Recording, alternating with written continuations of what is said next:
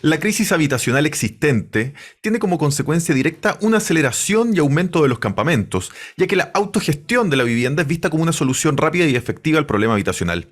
Sin embargo, esto lleva a un aumento de presión sobre los servicios urbanos, aumento de familias en condiciones de precarización urbana al no poder acceder a los servicios básicos y mayor riesgo socioambiental ante, por ejemplo, incendios urbanos forestales.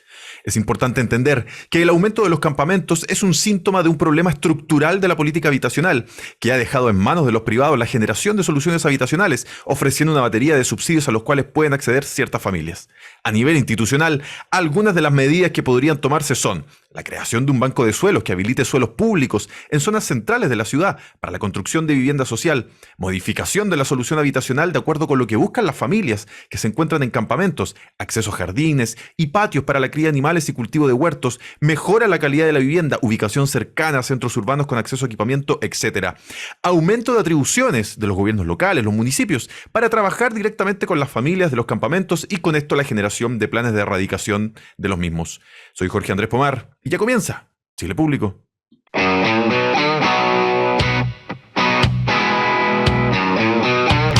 En agricultura es hora de Chile Público, el único programa 100% local y vecinal que llega a la vida cotidiana de las personas.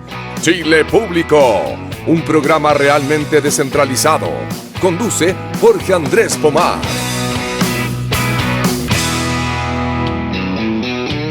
Amables auditores de Radio Agricultura y puntualmente de Chile Público que hasta ahora nos sintonizan en alguna de las frecuencias, ¿no es cierto?, de nuestra estación radial desparramada por esta patria llamada Chile. Fíjese que en Lazarín y Coquimbo somos 100.3, en Osorno 91.1, en Coyhaique 104.1, en San Fernando 99.1, en Osorno 91.1, aquí en Santiago, donde están los estudios de Radio Agricultura, en Providencia 1208, piso 6, donde habita, en términos laborales por supuesto, donde habita el señor Luis Fraile a cargo de esta transmisión, somos 92.1. Gracias municipios por Chile.cl, noticias realmente descentralizadas. Y también recuerda, porque te queremos oír, te queremos escuchar, te queremos leer, el WhatsApp del programa, más 569-8868-4923 y nuestro Twitter, @muniporchile. Usted sabe que lo que es tradicional es que los días jueves está el contertulio alcalde de Independencia, señor Gonzalo Durán, que por supuesto está aquí de cuerpo presente, listo y dispuesto. Muy buenas noches, alcalde. Hola Jorge, muchas gracias nuevamente por la invitación.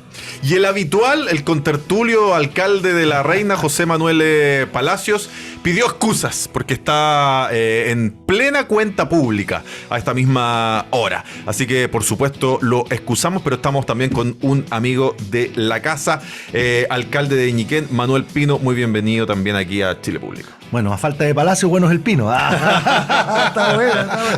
Ya. No, pero bueno, felices por la invitación. Y la verdad es que le mandamos un gran abrazo ahí al alcalde Palacio, ¿cierto? Que hace una tremenda labor también en su comuna, y nosotros allá en Ñiquén. Un gran abrazo para toda la gente del Chile profundo, del Chile rural, de ese Chile que está mucho más allá de los kilómetros que circundan a la moneda. También, de hecho, presidente de Amur Ñuble, la Asociación de Municipios Rurales de la... Presidente de la asociación y fundador de la Asociación de Municipios Rurales de la región de Ñuble, la más rural de Chile, y además ahí estamos en la directiva nacional de Amur Chile. Oiga, además yo quiero destacar el outfit que se sacó hoy día, alcalde. Notable, a mí me encantó los amigos que están viendo el streaming. Ahí, vienen llegando los Pincheiras, me dijeron cuando estaba bajándome del metro. No, oye, excelente, saludar a mi querido amigo alcalde de Independencia. Le tengo mucho cariño porque tengo hartos amigos también en Conchalí que llegaron a vivir a la comuna, y de hecho allá también llegó gente de Independencia a vivir allá, y hay gente muy querida de Ñuble que está ahí por las pipas de Einstein. Exacto. Así que Mario aprovechamos. Rivas. Sí, le vamos a mandar un saludo a Mario ahí Rivas, que trae lo mejor de Portezuelo, así que un gran abrazo a nuestro amigo ahí, que ahí lo conocía al alcalde de Independencia. Aprovecho contar que este sábado tenemos el lanzamiento de la fiesta de la vendimia y con Mario Rivas en las pipas de Einstein. Así que creo que Manuel se va a poner con una Los camarones. Los camarones, perfecto, ya. Así que se armó la cosa. Se viene el convenio colaboración Independencia Ñiquén. Exacto. Oye, yo quiero partir con este tema que expusimos un poco en la editorial, que tiene que ver con el déficit habitacional y que se ha visto además traducido, ¿no es cierto?, en la proliferación de más campamentos. Llegó un momento en que yo siento que le estábamos ganando de a poquito, pero le estábamos ganando la batalla a los campamentos, pero en los últimos 3 años volvieron a subir importantemente las cifras. Y qué bueno que están ambos aquí porque son realidades bien distintas. Usted, alcalde Durán, es una comuna ultra urbana. Hasta donde yo entiendo no hay campamento además en Independencia, lo que por supuesto no significa que no haya necesidad, pobreza. Pero campamento, lo que la gente entiende por campamento, no hay. Lo que ya no es poco, porque claro, todos los vecinos de su comuna probablemente tienen acceso a lo menos a los servicios básicos, alcantarillado, 99.99% de la población. Claro. Y por supuesto lo que no significa que haya una necesidad habitacional en la comuna. Y también preguntarle por los paños que tal vez quedan todavía en la comuna que podrían ser ocupados como vivienda social. A lo mejor por el tamaño, no casas, pero a lo mejor un edificio, ¿no es cierto? Sí podría ser pensado en habitabilidad social. Y qué bueno entonces también que está el alcalde de Ñiquén, Manuel Pino, porque claro, nos va a ofrecer una mirada también. Uno pensaría, en Ñiquén debe haber harto terreno para que la gente pueda tener acceso finalmente a construir sus casas o hacer las casas. Entonces, partamos con eso. Cuénteme un poco el status quo, el estado del arte del tema en su comuna, alcalde Durán. Sí, súper buena tu introducción, Jorge, porque por un lado, primero, no tenemos campamento, pero ojo, tenemos un déficit habitacional muy importante, derivado también de los fenómenos urbanos en condiciones de crisis social, digamos, de crisis económica. Muchas familias empiezan a acoger en sus viviendas a los hijos con su familia extendida y por tanto se producen condiciones de hacinamiento bien complejas que exigen la necesidad de tener una respuesta en materia habitacional. Agravado por el fenómeno migratorio. Yo lo he contado otras veces, Independencia es una de las 3 comunas del país con mayor cantidad de población migrante en términos proporcionales. Mire, yo pensaba que era como a nivel metropolitano. No, a nivel nacional. Está Antofagasta, Santiago, Independencia, dentro de las 3 comunas con más población migrante proporcional a su población. Entonces, primero, un gran déficit. No tener campamento nos alegra, pero el déficit nos complica. Lo segundo es que efectivamente Independencia es una comuna muy urbana, ubicada en el casco histórico de la ciudad, y por tanto no tiene terrenos. Tenemos un terreno, un par de cosas residuales de Serviu, donde estamos trabajando para desarrollar un proyecto. Tenemos una pequeña innovación en materia de terreno, que son lo que se llaman demasías, que son pedacitos de terreno derivados del proceso de construcción del metro, pero marginales, o sea que no dan para proyectos que resuelvan la crisis habitacional. ¿Y ese terreno que dice usted que está trabajando con el Serviu? Sí. Es un terreno, sí, muy bueno, muy bien ubicado, pero que para poder usarlo para un proyecto de vivienda social o de integración social, ahí hay una discusión que la quiero comentar en 2 segundos. Hay que hacer algunos ajustes normativos y estamos trabajando con el Ministerio de Vivienda para ver si lo hacemos vía plan regulador, que hemos estado trabajando en esa línea, o paralelamente una facultad que tiene el Ministerio de Vivienda, que es el decreto 50. Entonces, estamos trabajando en eso. Y una última cosa que quería decir es que nosotros en Independencia, dado que no tenemos terrenos para construcción de vivienda, por supuesto, olvídate de las casas, no. Estamos hablando de departamentos. Dado que no tenemos terrenos para eso, hemos encontrado una línea de trabajo con el Ministerio de Vivienda o de la política pública muy importante, que es lo que se denomina proyectos de integración social, el DS-19. ¿Por qué? Porque puede ser un proyecto privado, en un terreno privado, pero que al hacerse bajo esta modalidad, por tanto accede a ciertos beneficios del Ministerio de Vivienda. Un 20 o 30%, dependiendo del proyecto, de esas viviendas tienen que ser asignadas a personas con subsidio habitacional y por tanto vía DS-49 o DS-1 título 1 podemos incorporarlo. De hecho ya ejecutamos un proyecto, estamos todavía en la segunda etapa, que nos ha permitido incorporar más de 120 familias a sus nuevas viviendas, o sea, súper, ultra espectaculares. ¿Trabajan con comités de vivienda? No sé si hay EGI municipal. Somos EGI municipal y ha sido una diferencia notable. O sea, antes dependíamos de privados, ejecutaban un proyecto y después no los veía y más. Nosotros somos EGI, acompañamos todo el proceso y por supuesto seguimos estando después de que se desarrolle el proyecto. Y comentarle a nuestros radio escucha que la EGI, a lo mejor no Sí, tiene por qué ser. perdón. La EGI son una especie de oficina, ¿no es cierto? En el caso del municipio, o más bien son entidades, porque hay Una privadas, entidad gestionadora de claro, gestión. son empresas gestionadoras, claro, de estos subsidios que hay en la mayoría de los municipios, pero también los privados se y pueden tenemos dedicar. comités de vivienda y estamos trabajando además con otra innovación en materia de política de vivienda, que es lo que se llama Glosa 12, que es una glosa que permite desarrollar proyectos de vivienda social en zonas céntricas y por tanto con terrenos caros, pero el Estado hace un aporte un poquito mayor y las familias tienen que hacer un aporte un poquito mayor, pero permite el desarrollo de proyectos de este tipo.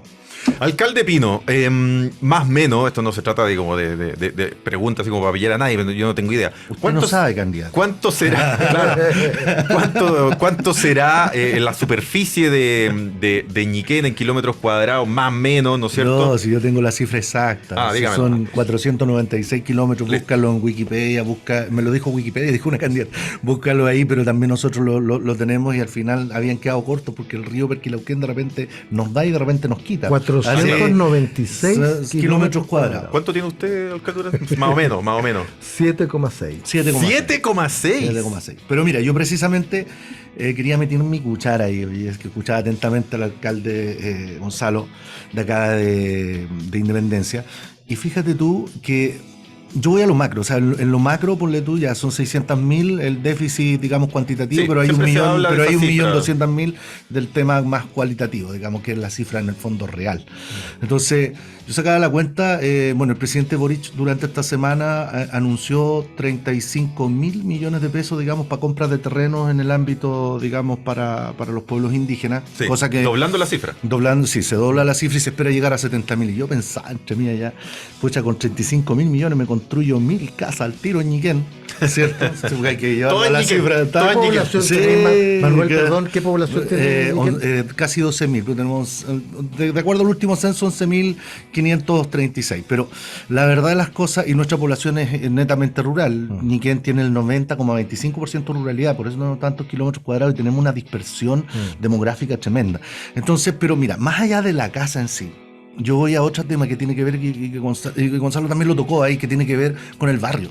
O sea, en el fondo no se trata de hacer una casa o un departamento, sino que tú tienes que generar barrios donde tengáis el almacén, donde tengáis el mecánico, no sé, cosas que son importantes para el desarrollo de la vida de las personas y también de la calidad de vida. Ahora, Hablamos claro, de parques, Independencia plazas. en eso, claro, está bien Claro. resguardada por ser bien urbana, pero Sí, usted hablaba de más esta o menos. inversión. Sí, Más o menos. sí, Pero al menos decía yo de servicios básicos. A lo Pero por menos. eso, y como bien se decía acá, ¿cierto? Las líneas de financiamiento, el DC1, el DC49, nosotros tenemos el decreto rural, en fin, hay distintas cosas, pero hoy día nosotros, como vimos que la cosa está bien complicada para los maestros construir, si seamos realistas, hoy día los valores de la construcción son tremendamente, digamos, onerosos. Lo que uno proyectaba salir una Claro, vivienda o sea, social en 2 años cambió, subió 30%. por eso hoy construir día, menos casa con la misma plata. Claro, y por eso hoy día nosotros estamos hablando de eficiencia energética.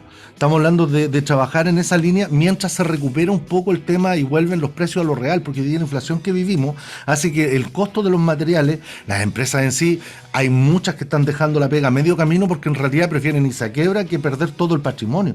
Entonces, desde esa perspectiva, yo creo que también los gobiernos tienen que hacerse cargo de esa coyuntura, que en el fondo hoy día al alcalde de Independencia, al alcalde de Ñiquén y a cualquier municipio en Chile, le va a salir mucho más caro construir en todos los aspectos, sí. Y esto está afectando transversalmente, y ahí yo recuerdo siempre un tema, cuando era el saco de cemento, siempre cuando los legisladores tienen una inventiva, oye, que ni te cuento. Ya, me gusta esto cuando los alcaldes empiezan a apelar a los no, si no velamos, mira, yo doy cuenta de un hecho, es un hecho que por ejemplo dijeron ya, la ley del saco, todos felices por la ley del saco, chuta, los viejos allá con las papas, ya dejaron de hacer competencia, cuando quién se echaba el saco más pesado por el tema de la espalda, usted sabe que los viejos del campo se la saca de 105 kilos de trigo, mierda, calalumbre y hacían competencia. Bueno, efectivamente eso les trajo problemas. Entonces hubieron parlamentarios en la época que dijeron, oye, tenemos que bajarle el kilaje al saco, por la ley del saco. Entiendo que son 25 kilos, ¿no? No, 22,5. 22,5. Usted no sabe, candidato. Me faltan sacos. Me faltaron No kilos falta para el saco. No falta saco, digamos. No, como Igual dice, no anduvo falta. cerca. Cerca. No Es falta que yo saco. en la casa, yo vivo en una comuna rural, entonces Sí. en la casa tengo ablandador de agua y tengo Sí. que echarle sal al Sí. ablandador Y viene 25. y pesan los 22,5. Ya, pero el caso, mira, la anécdota es esta, pues dicen ya, va a bajar a la mitad el kilaje del saco de cemento, pero los viejos digamos, no voy a dar nombres obviamente, pero todo el mundo sabe cuáles son las dos empresas más grandes en Chile en materia de cemento, dijeron, no, pues nosotros bajamos a la mitad el kilaje de los sacos y todos entendíamos, los maestros también, oye, tendrá que bajar a la mitad el precio, que valía 4 lucas en ese tiempo el saco, dijeron, irá a costar 2. 3.400. Y hoy día vale mucho más de lo que valía en esa época. Entonces, pero ¿qué decían las empresas que producían, digamos, el cemento? Decían, no, es que lo que pasa es que nosotros hacer un saco de 40 kilos o hacer uno de 20, digamos, en la línea de producción es lo mismo. Pero bueno, y es ahí donde después vienen todas estas problemáticas. Bueno, yo no quiero defender lo del cemento, pero cuando uno compra una bebida de 3 litros y saca la cuenta por litro, es más barato que cuando compra una bebida de 350 No, ml. si está bien. Sí, pero convengamos algo. Primero, que yo creo que es bien importante lo que estamos hablando y que la gente que nos escucha y que nos ve también piensa un poquito esto, porque no es solo el tema de la construcción de la vivienda, que es el origen de la conversación, es toda obra pública. Exacto. Es decir, nosotros que tenemos que ejecutar, estoy inventando, una multicancha, una plaza, lo que sea, hoy día cuesta mucho más caro que hace un año atrás, 2 años atrás.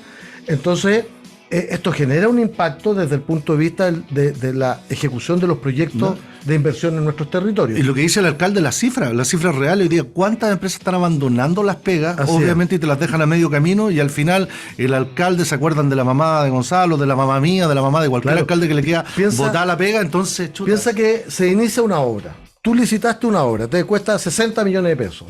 Y resulta que cuando licitaste, 60 millones de pesos te alcanzaba para construir y para tener una pequeña utilidad. Pero resulta que hay elementos, porque estamos hablando del cemento, pero el fierro, en fin, todos los elementos para la construcción Es solo un ejemplo. hasta se han triplicado. Entonces resulta que la persona que hizo la inversión para ejecutar una obra por 60 millones se da cuenta que le sale 90 y dice, no tengo cómo sostenerlo, y lo deja botar, digamos, o quiebra o qué sé yo. Entonces es bien complejo y esto ha impactado en la vivienda. Y perdona, Manuel, quería contar otra cosa a propósito de lo mismo.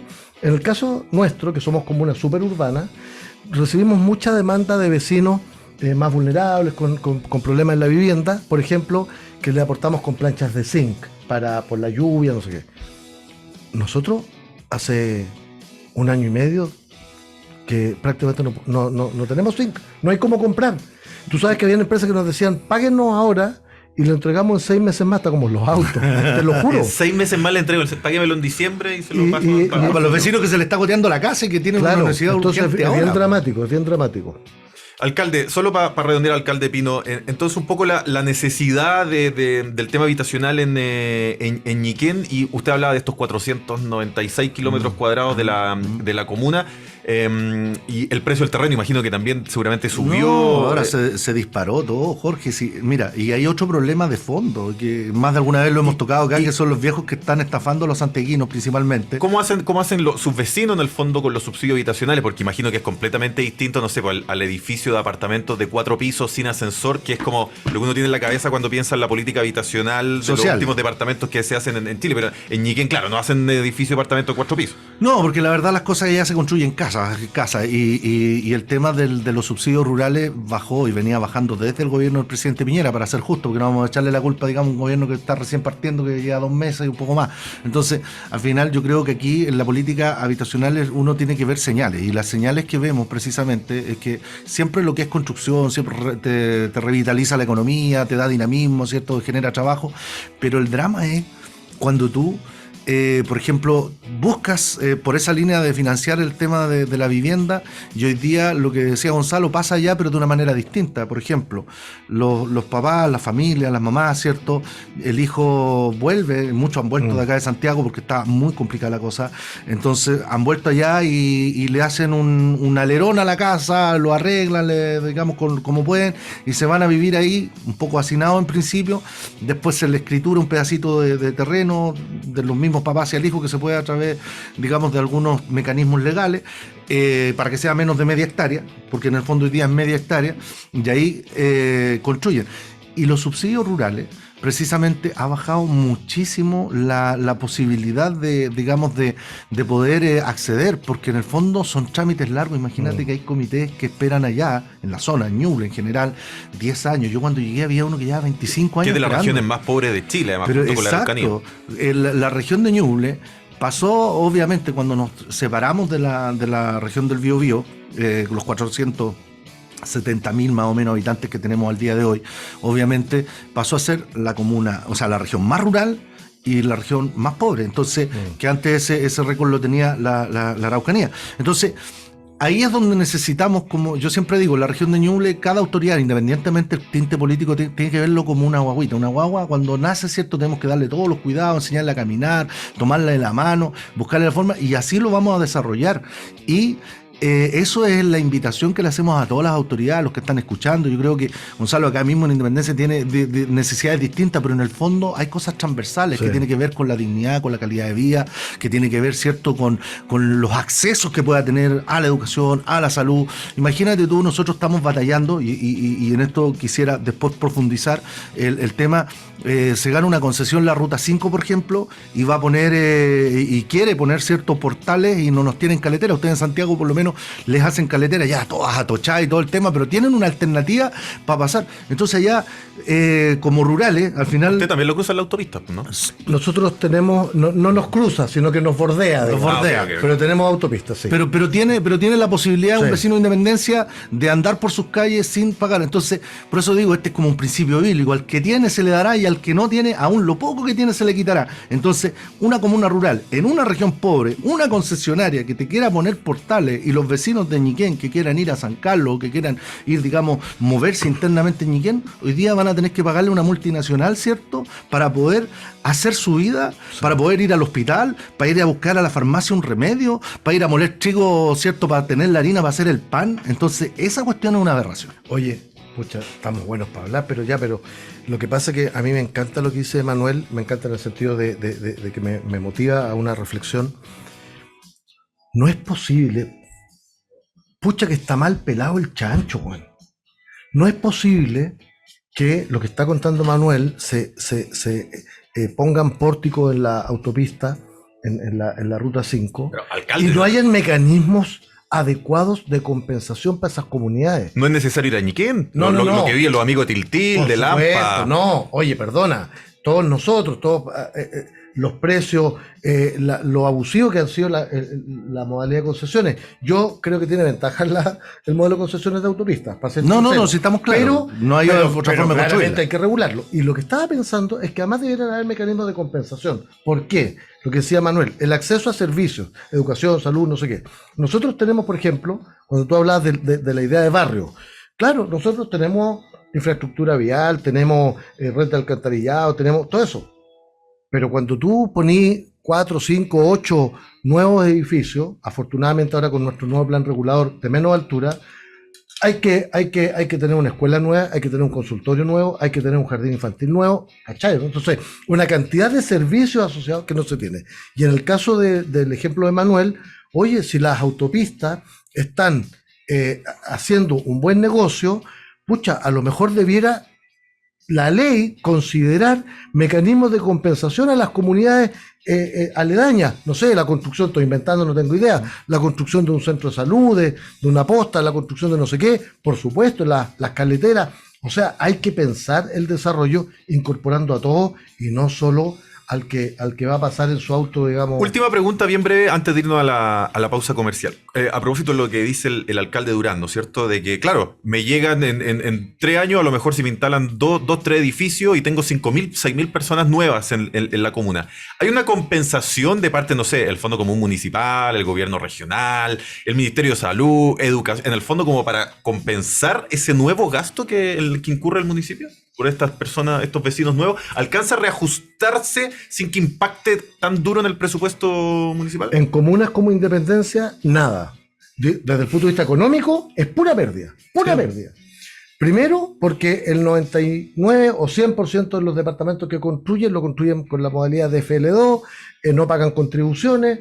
cobrar los derechos de aseo, un lío, gastáis más plata en cobrar que lo que recibí. Y, por ejemplo, yo en una manzana donde hay casa, pasa el camión de la basura, se demora, qué sé yo, estoy inventando, 30 minutos y recoge 1 tonelada. Estoy diciendo cualquier cifra porque no tengo idea. Y después cuando tenéis los edificios, en vez de 30 minutos te demoráis 1 hora y media y en vez de 1 tonelada son 10 toneladas, que las paga el municipio, disposición, recolección, se encarecen los contratos. Pura pérdida. Entonces, en ese sentido es que está mal pensado el modelo de gestión inmobiliaria, en que la plusvalía del progreso, por ejemplo en el caso nuestro de Independencia, tenemos hoy día línea 3 del metro, que es un lujo, pero eso hace que se encarezca el valor del suelo en Independencia. Claro. Pero no deja ninguna plusvalía. La plusvalía del metro la recupera solamente el privado que construye edificios. No genera valor público. Entonces hay que repensar el modelo de una manera que favorezca a las comunidades. Estamos haciendo Chile Público, por supuesto, en las frecuencias y en las plataformas de Radio Agricultura. El señor Luis Fraile, controlador, director de este programa, plenipotenciario, dice que vamos a las noticias, una pausa comercial y volvemos con más. En Agricultura es Chile Público, un programa realmente descentralizado, con Jorge Andrés Pomar.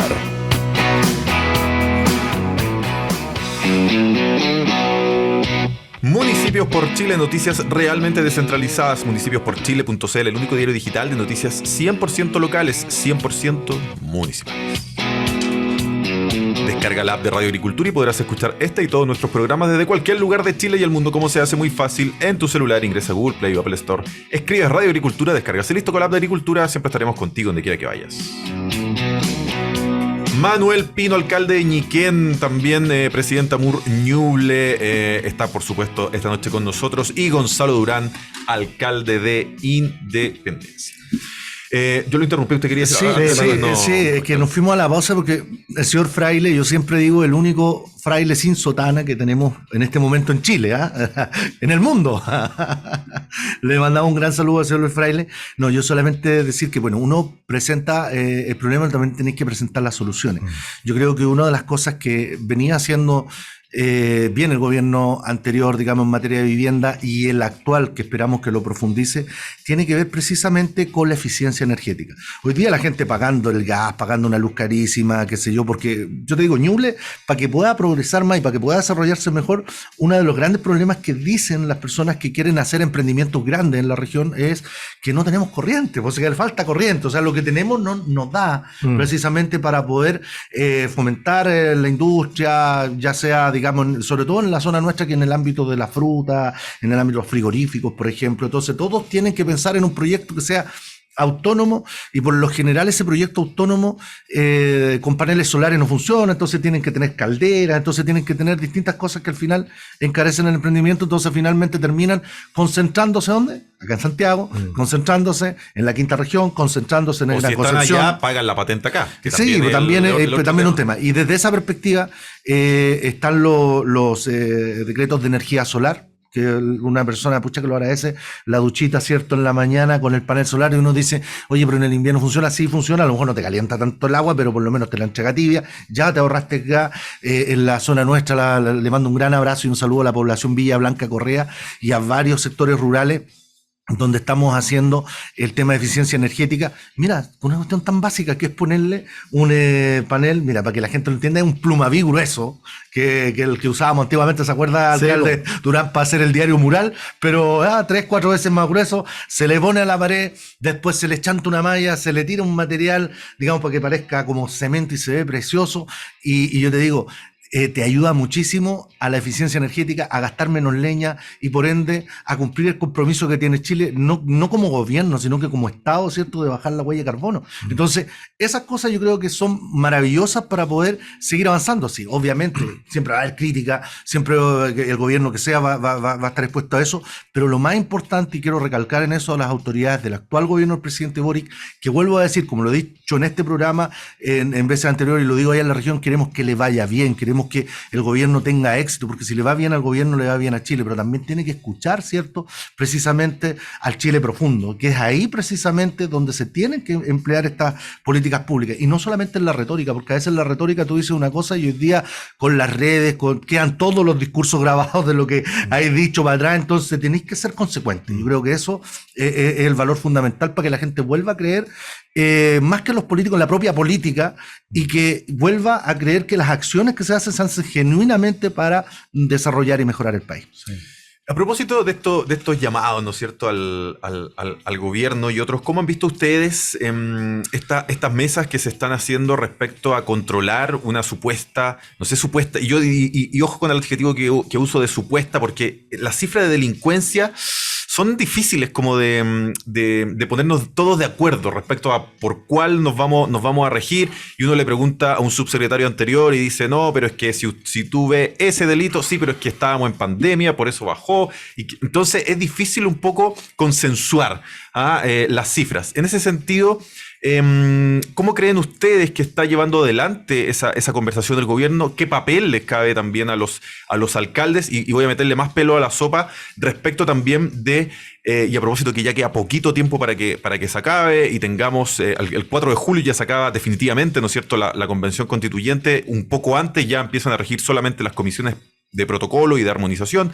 Entiendo que en 2 semanas más ya prácticamente se acaba el pleno y las distintas comisiones. ¿Cómo ven ustedes el futuro de los gobiernos locales? ¿Cómo ven ustedes el futuro de los municipios si es que se llegase a aprobar esta nueva convención, esta nueva constitución, ¿no es cierto? A propósito también de lo que decíamos en la editorial, ¿qué papel le cabe a los municipios en la política habitacional? Yo soy pro, ustedes saben, por algo existe este programa, que los municipios tuvieran mayores atribuciones respecto a la seguridad, que los municipios tuvieran mayores atribuciones respecto a la política habitacional. Sí.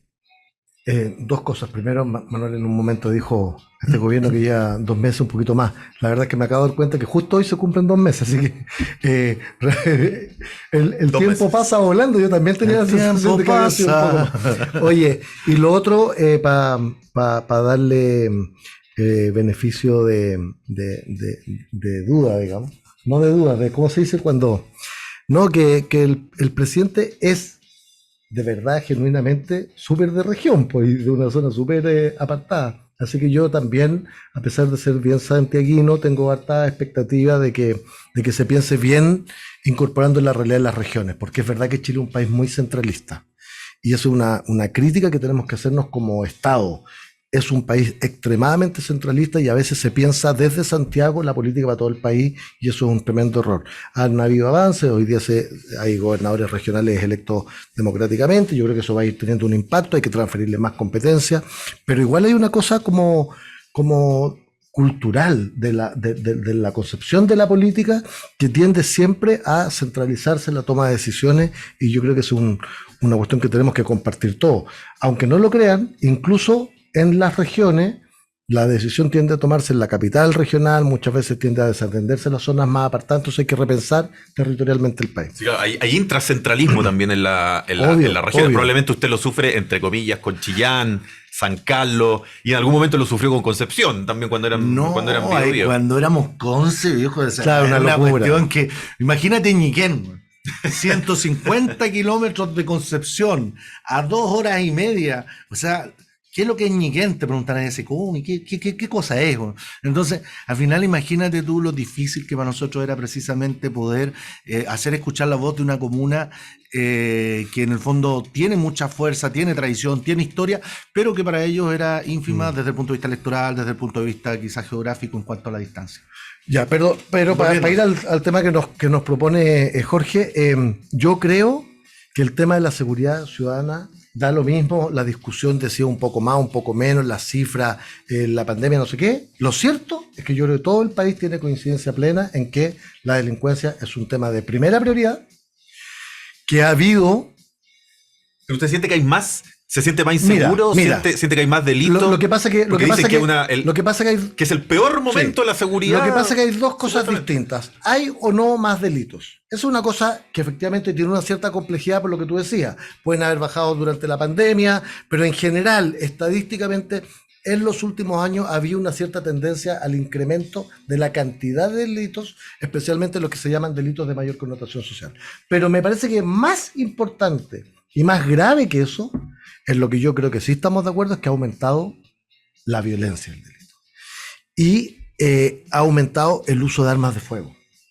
Entonces, eso genera una tercera cosa que tú mencionaste a la pasada, que es la percepción de temor. Es decir, aunque tuviéramos menos delitos, aunque tuviéramos menos asaltos, si en cada asalto te pegan 3 balazos, da lo mismo. La sensación que tú vas a tener es que tu vida está en riesgo permanentemente. Entonces, yo creo que efectivamente tenemos que ponernos de acuerdo como país, como Estado, en una política de seguridad pública que efectivamente se haga cargo de estos déficits que tienen que ver, en mi opinión, muy importantemente con hacerse cargo del uso de armas de fuego, que es una cosa gravísima. Segundo, ahí hubo toda una polémica, si usted se acuerda, del alcalde. Me acuerdo. Que en el fondo salieron los subsecretarios anteriores a decir, bueno, pero los ministros del presidente actual se oponían a la ley de control de armas, y efectivamente ahí estaban las votaciones. Después, sí, pero es que había un enunciado que no hizo sentido, por eso votamos en contra. Y al final uno siente que, claro, Sí.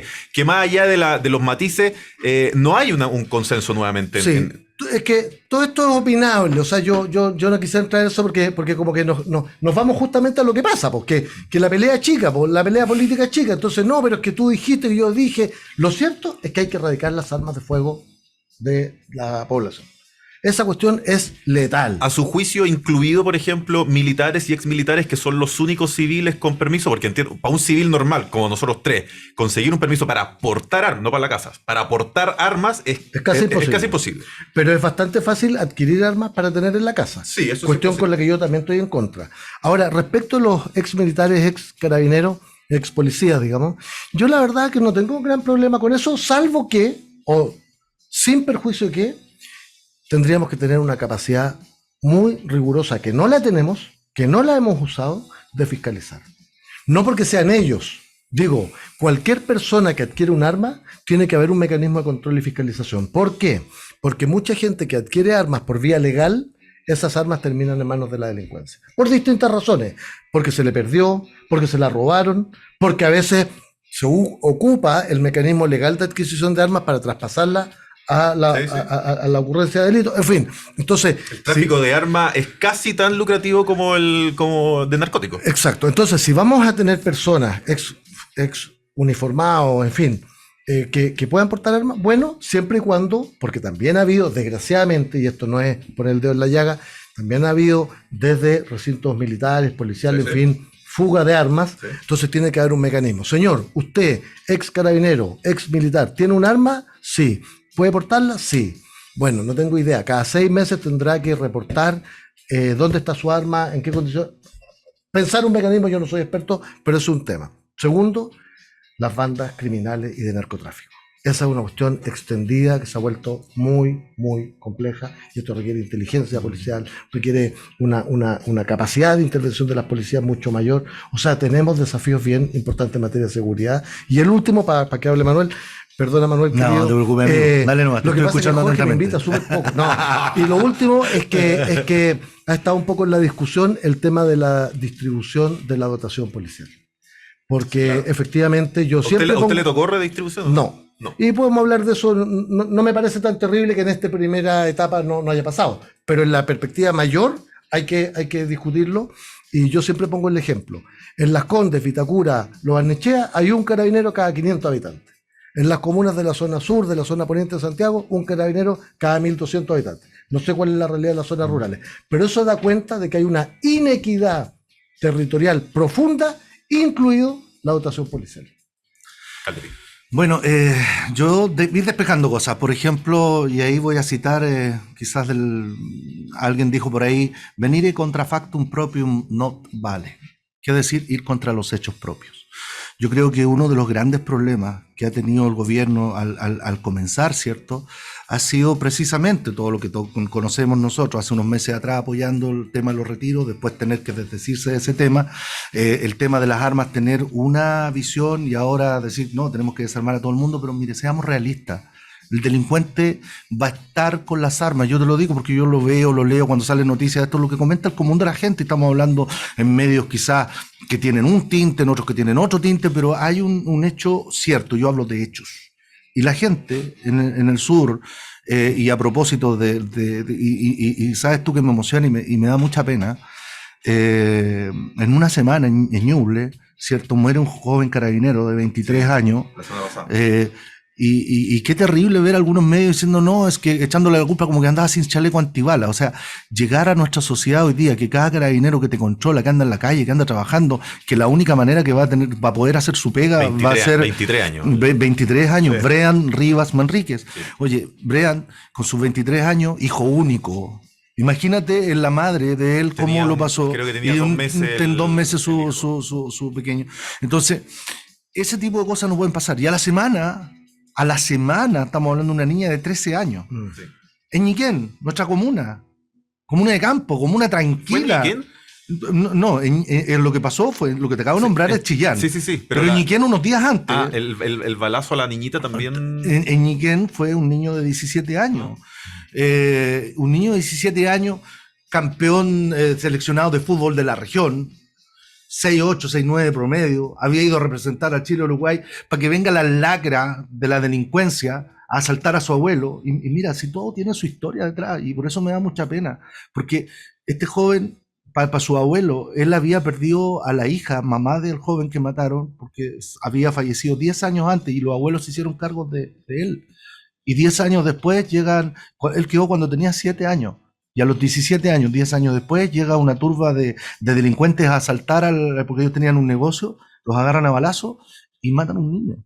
Entonces, situaciones que nosotros antes, Gonzalo, las veíamos a lo mejor en las ciudades grandes, y ahí yo coincido contigo cuando tú dices, los delitos, a lo mejor en número, pueden ser quizás más o menos, da lo mismo, pero el nivel de violencia, el que estamos viendo, imagínate tú, a mí me tocó ir como bombero, en este caso dentro de la comuna, ir a sacar el cuerpo del dentista que estaba descuartizado dentro del río y que lo sacamos por pedazos, tomábamos su cabecita, su parte, digamos, su cuerpo, ir dejándolo en la bandeja para poder identificarlo.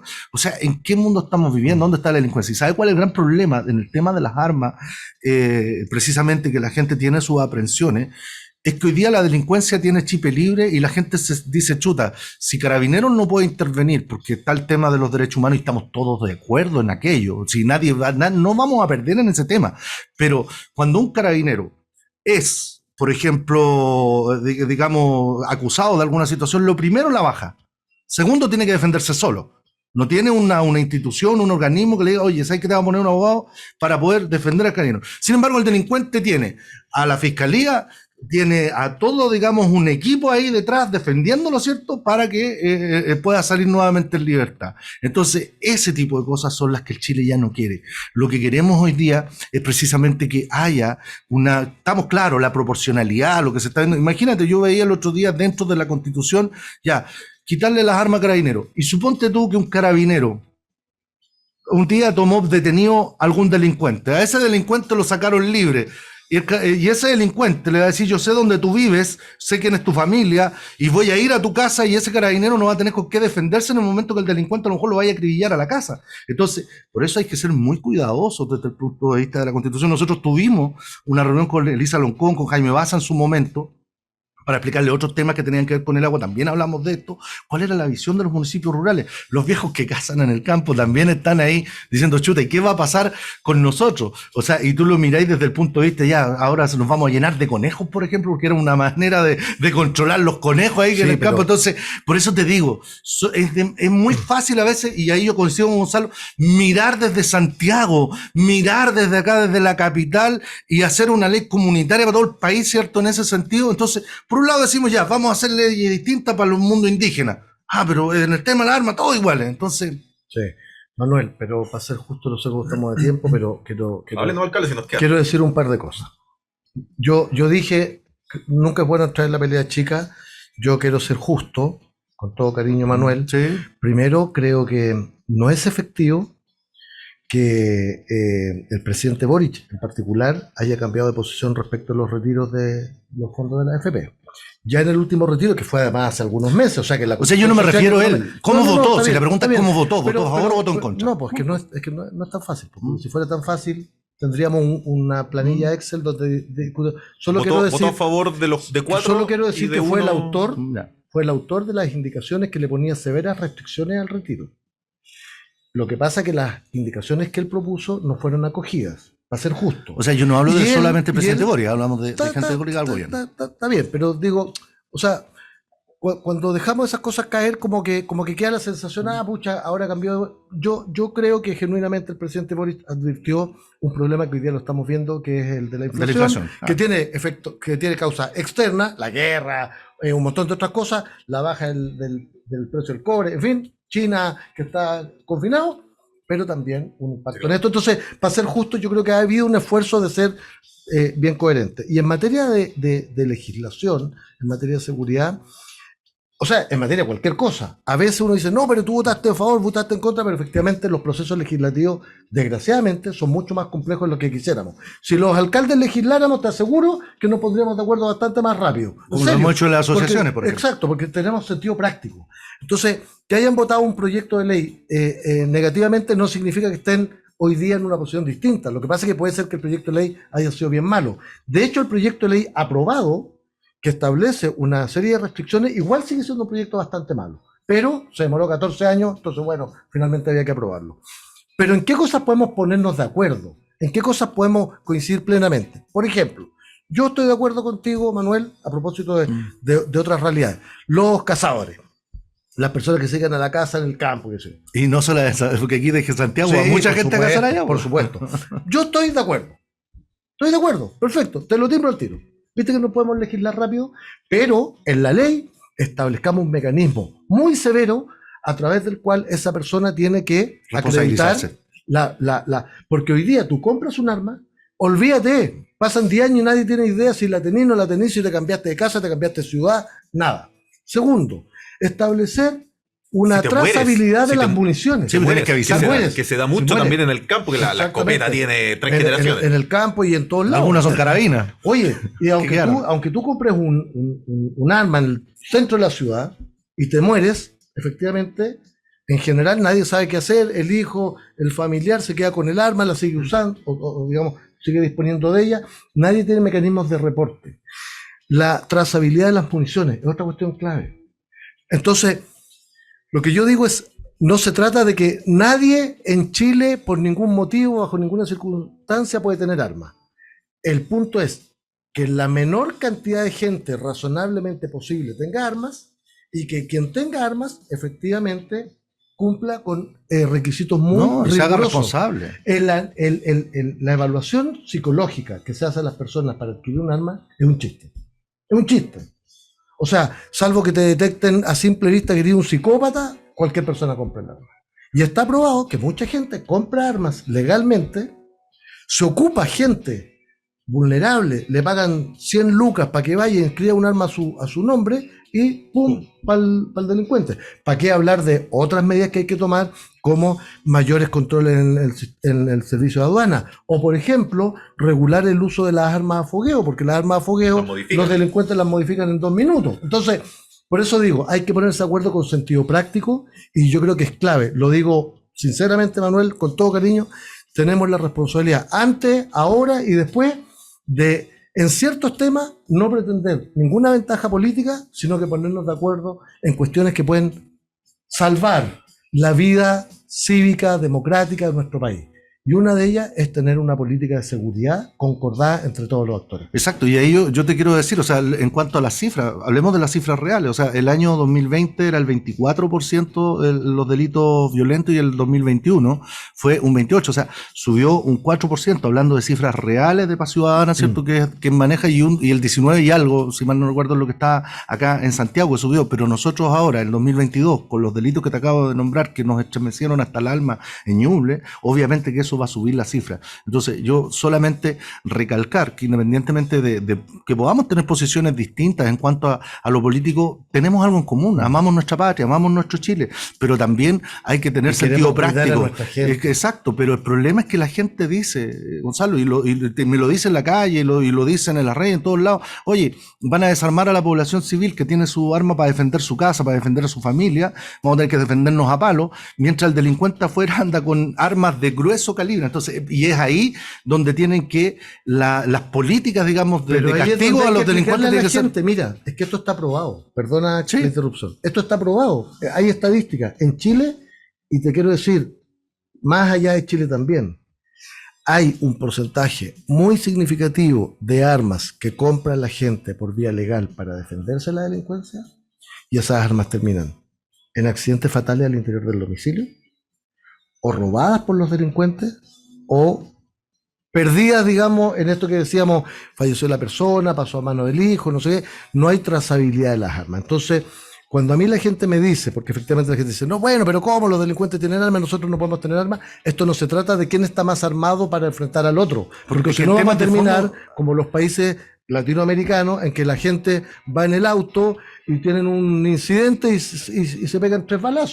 Pero ahí volvemos, ¿qué es lo que tiene que hacer? Fortalecerse a las policías, que son las que deberían estar. Pero cuando tú ves que digamos, en la convención dice, no, que los policías tienen que ir desarmados, entonces, seamos realistas. ¿Pero qué dice eso? Mira, te lo leo el artículo si quieres, porque al final dice... Es uno de los artículos que dice, digamos... Yo me atrevo a decir que no existe eso. No, está acá. Por eso te digo, porque uno tiene que hablar con base y dentro, y que está en el borrador, y que esperamos que no prospere, porque dice, convención aprueba artículos sobre uso de armas. Ninguna persona, grupo o organización podrá poseer o tener, digamos, armas u otros elementos, y esto pasó a propuesta en el nuevo texto constitucional. Sí, pero perdón. Exactamente. Entonces, perdona. Entonces, pero no es ni... No, pero ¿qué es lo que entiende la gente de eso? No, está bien, pero más allá de lo que entiendan, nosotros somos autoridades y tenemos una responsabilidad. En Chile y en cualquier parte del planeta hay una cosa que se llama el monopolio del uso de la fuerza. ¿Sí? Es decir, el único que puede hacer uso de la fuerza es el Estado. Y en materia de seguridad, las policías. Entonces, cuando dice ninguna persona, se refiere a ninguna persona natural. Te amplío, con 109 votos a favor y 33 en contra, 14 abstenciones, porque hablemos las cosas con base. El Pleno aprobó el artículo 19 que establece que las policías dependen del Ministerio a cargo de Seguridad Pública y son instituciones policiales no militarizadas de carácter centralizado con competencia. Entonces, ¿qué es lo que entiende la gente? Esto fue ayer. Pero no tenemos que entender en el fondo Carabineros dejaría de ser ¿cuál será el espíritu de la ley? Eso fue esta semana. Es que yo puedo... Con todo cariño y respeto, es que lo que pasa es que no podemos confundir a la gente. Eso le hace mal al debate. Mira, en la discusión de la desmilitarización de las policías es una cosa nada que ver ni con las armas, ni con el uso de la fuerza. Carabineros tiene que tener toda la fuerza necesaria para cumplir su tarea. ¿A qué se refiere la desmilitarización de la política? Paréntesis. Nosotros tenemos en Chile una policía desmilitarizada, la PDI. Que es la PDI, es decir, y andan todos con armas. La desmilitarización no significa que no pueden usar armas, tienen que usar armas, deben usar armas y deben tener todo el derecho a usarlas. Por supuesto, hay principios de uso proporcional de la fuerza, etc. ¿A qué se refiere la desmilitarización? A cambiar la estructura de organización interna de Carabineros. Hay un artículo que yo lo recomiendo muy bueno de Claudio Fuentes, un analista bastante destacado, en CIPER de hace un tiempo atrás, lo puedo después buscar la fecha, que hace referencia a una cuestión que yo comparto plenamente. Mira, Carabineros es una institución con una estructura jerárquica, piramidal, que genera un conjunto de distorsiones. Por ejemplo, ¿cuáles son las 2 principales críticas que se le han hecho en los últimos años a Carabineros? De críticas legítimas, no hablemos de excesos y problemas de corrupción. Exacto, ¿cierto? Hubo un problema de corrupción, un caso de corrupción que es 32.000 millones de pesos, ¿cierto? Robado, para decirlo en buen chileno, y abusos, no sé. Abuso de los procedimientos. Claro, por ejemplo, voy a poner el ejemplo del caso Catrillanca. que más allá del caso policial en sí mismo, se recuerdan que después se descubrió que habían ocultado la cámara, que habían cambiado el chip, que no sé qué. O sea, situaciones de abuso policial. Bueno, ¿qué quería decir? Perdón un segundo. Perdón, alcalde, pero ¿eso se soluciona no siendo una institución militarizada? Lo que pasa es que la militarización, Porque por eso quería explicar. Yo siento que la desmilitarización de militarización Carabineros no tiene esa implica, relación con eso. lo que pasa es que actualmente Carabineros tiene un sistema regido por antigüedad, obediencia y esquema piramidal del ejercicio del poder. ¿En qué se traduce esto? Por ejemplo, si un carabinero, un coronel, descubre, detecta que hay una situación irregular por parte de su superior jerárquico, objetivamente, No podría denunciar. el de rango inferior no va a denunciar. Es decir, la estructura piramidal obliga, tanto en materia de eficacia policial, como en materia de probidad, como en materia de incluso de planes y programas, que lo que determina un general no... Está bien, pero no sería lo mismo, por ejemplo, en el caso de la PDI, ellos que no son una policía militarizada, que el detective también la va a pensar a lo mejor 3 veces antes de denunciar al subprefecto. ¿Sabes por qué no? Primero, es una policía profesional en que el ascenso es por mérito, no por antigüedad y grado. Hay una primera diferencia entre policía no militarizada y policía militarizada. La policía militarizada significa, la estructura militarizada significa que el tipo de estructura jerárquica y piramidal genera un desincentivo a la profesionalización, al mérito. Yo creo que eso es relativo, alcalde. Es relativo porque finalmente cuando no solamente Carabineros, sino que otra estructura militar ingresa, no sé, un cuerpo de oficiales o también de suboficiales, no sé, parten 1000.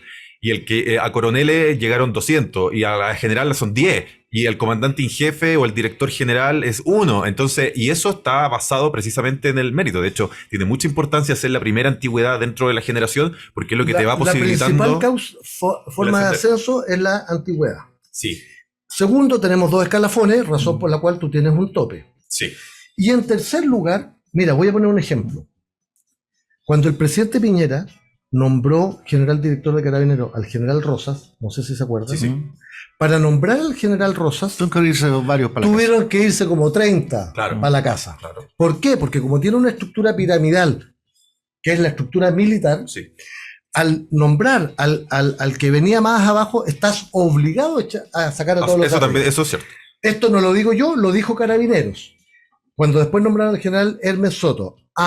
Ahora nombraron a un carabinero que tenía calle, que sabía la cuestión, que efectivamente va a poder combatir el delito. Es decir, la discusión que se generó en Carabineros es que para resolver el nombramiento de una persona tienes que afectar la estructura completa. Si tú tienes una estructura jerárquica, porque obviamente tú tienes un jefe como la PDI, pero profesional y basada en el mérito, no necesariamente tiene que ocurrir que haces para nombrar a alguien tenéis que perder a una cantidad muy significativa de profesionales. No es posible entonces mejorar el tema de la carrera profesional, puntualmente en el caso de Carabineros, sin la necesidad de desmilitarizar. Es que voy a decirlo de otra manera. No ocupemos el concepto de desmilitarizar, ¿ok? Pero porque si no lo ocupamos nosotros, alcalde, lo ocupa la pero, convención, no somos nosotros. No, mira, Manuel. La academia cuando habla de esta estructura, habla de estructura militarizada. Sí. A eso se refiere la desmilitarización. Entonces, digo, para efectos solo de la conversación nuestra, dejemos un poco al lado el concepto de desmilitarización. Si yo les digo, ¿qué les parece que en vez de ser una estructura piramidal, sea una estructura profesional basada en el mérito como la PDI? Sí, mira, yo he escuchado atentamente al alcalde acá y bueno, coincido en muchas cosas de las que él dice, pero creo que es muy importante tener en cuenta que, mira, a los alcaldes nos pasa, en el Congreso hacían una ley y después los que terminábamos pagando el pato éramos en las comunas, porque el espíritu de la ley era, por ejemplo, el tema de los profes. El tema de los profes, que el que sacaba buena nota, digamos, buena evaluación, le daban 300 lucas, no sé, en el sueldo después a fin de mes y nosotros los municipios éramos los que teníamos que asumir eso, pero en el Congreso se hizo la ley y el espíritu era otro. Y al final empobrecieron a muchas comunas con ese sistema. Entonces, por eso te digo, de repente, y te doy ese ejemplo, porque acá lo que se quiere hacer con Carabineros Carabineros, yo creo que tiene que ser bien claro desde el principio, porque si no vamos a dejar la carta abierta para que después hayan interpretaciones que al final nos lleven por otro camino que no es el correcto. Nos vamos, entretenidísimo programa al día. Oye, ¿Qué le pusieron al rancho hoy día, por Dios? Oye, no viene más Palacio. No viene, que se quede haciendo cuentas Subió el públicas. rating, hoy día subió el rating. Bien, pero igual no creo. Pero eso se llama una amistad cívica. Sí, obvio. Así que no hay problema. Obvio. Municipios.chile.cl. Recuerda descargar también la app de Radio Agricultura. Gonzalo Durán, buenas noches, muchas gracias. Muchas gracias a ti, Jorge, y saludo a Manuel. Muchas gracias. Pino, Saludos muchas también gracias, a buenas Gonzalo noches. y que Dios les bendiga mucho. Y por ahí vienen las longanizas del señor Fraile. Y también una sola cosa. Oye, una pero el sola sábado cosa. vienen las tuyas, Manuel, Gonzalo. Manuel, porque tú soy de zona de Oye, comuna rural. oye, si no me creen, mira. ¿ah? Oye, no, Manuel, aquí ¿Sí? un Un desafío, paréntesis, ya. un desafío. Ya. Tú venís de comuna rural La más rural de y Chile junto a habláis del Paredones. Chile profundo. ¿Sí? No me engrupáis.